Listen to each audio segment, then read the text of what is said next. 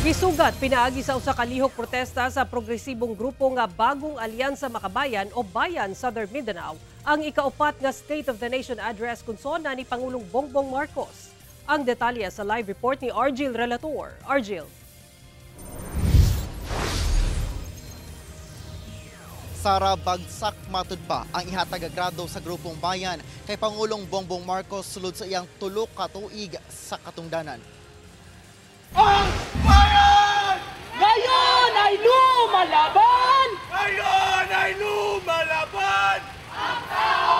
Ang bayan! Padayong panawagan sa grupo ang pagpanubag sa tanang opisyal nga nalambigit sa korupsyon. Lakip ang panawagan sa iskutanang pang-ekonomiya, labi na ang pagpasaka sa sweldo, reformang pang-agraryo ug uban pa.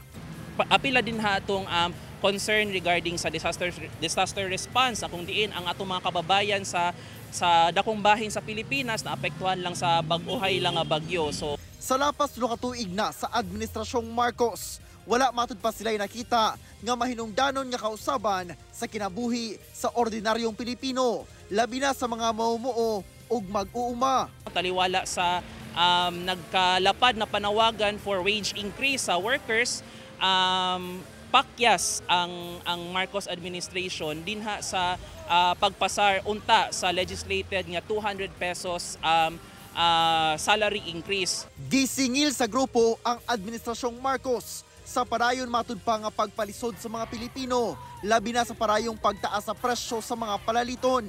Gisaway sa bila ang Malacañang sa wala pagpasa sa legislated 200 pesos nga wage increase. Bagsak matud pa ang gradong ilang ihatag sa performance sa Pangulo sulod sa tulo ka tuig niya sa katungdanan. Sa tinuod lang ang among rating sa iya bagsak, pero siguro sa scale 1 kay he has yet to do the reforms that he has been saying all this time. So ang 20 pesos nga bugas, ang kanang ginaingon nga economic recovery and development. Sara, doon na sa deployment sa kapulisan at bang sa Freedom Park aron nga masiguro ang kahapsay sa gipahigayon nga rally. Sara. Okay, daghang salamat, Argil Relator.